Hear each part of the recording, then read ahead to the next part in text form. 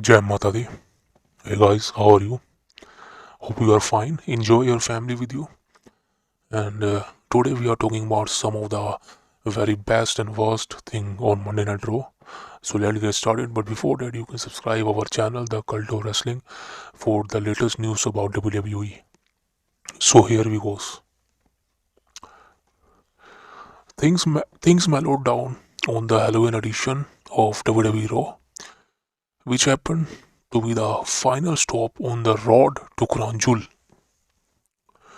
With this week's SmackDown tape last Friday, Riyadh is the next stop, so tonight provided the final build for the event.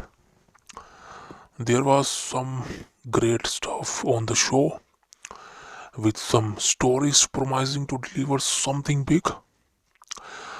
The Judgment Day, Seth Rollins and Drew McIntyre are front and center in that regard. That said, let's look at the biggest positive and negatives from tonight's episode of WWE Raw. A special shout out to Chelsea Green victories over Natalia in the trick or street fight. She and Piper Niven killed it with their outstanding Heart Foundation costume. Number 3, best. Stake Tag Team Division on WWE Raw. Tag Team Wrestling is well and truly alive. This is the ultimate proof that Triple H is driving the product creatively. WWE Raw featured multiple tag team matches that showcase the flourishing division underneath the Judgment Day. The Creed brothers impress in their main event roster debut against Alpha Academy. Julius and Brutus was incredible, proving they would be in the threat in future. Meanwhile, Die team up for the first time since 2020. Johnny Gargano and Tommaso Ciampa are incredible wrestlers. Those chemistry will make them one of WWE Raw top act in no time. Their victory over Imperium was a step in the right direction. Things are looking good for tag team on Monday night. Worst, let's talk about the worst thing. Poor Candice. Johnny Wrestling has returned to winning ways, but his wife remains winless for over 6 months on WWE Raw. Realistically, Candice LeRae wasn't expected to win against Xylee tonight. However, things could be gotten much better for her. It was a rough night right from when Michael Cole botched her name.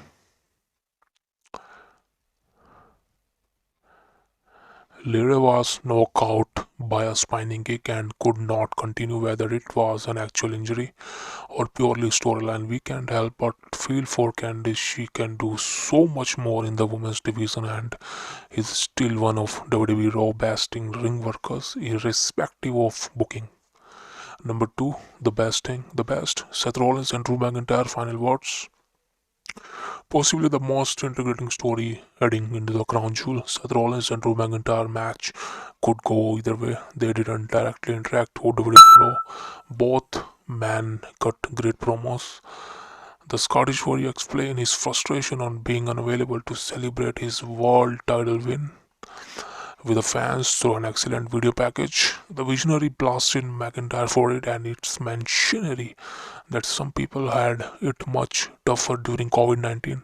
They are both right in their ways, which makes this so integrating. However, it seems like the challenger will turn heel, possibly through an alliance with the Judgment Day.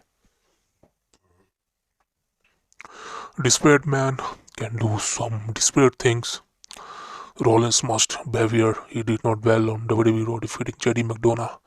Despite Damian Priest coming out to tease cash in on Drew McIntyre at Crown Jewel will be a different ball game for him through.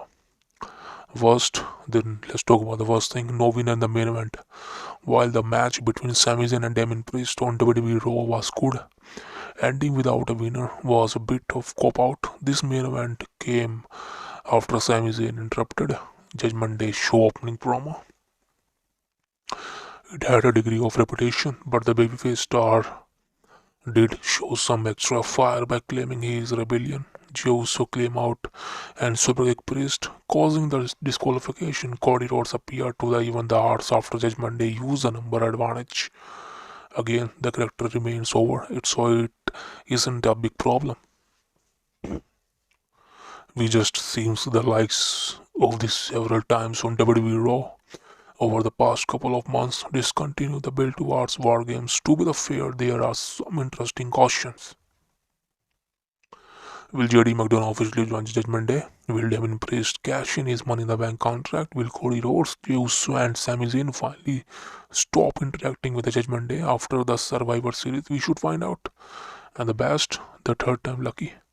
The Miz had a fantastic night on WWE Raw, hosting Miz TV with Gunther as a guest. The ring general tore into him, and his lack of seriousness in the ring as the A-lister fought back with a passionate promo, and the Miz came across the babyface.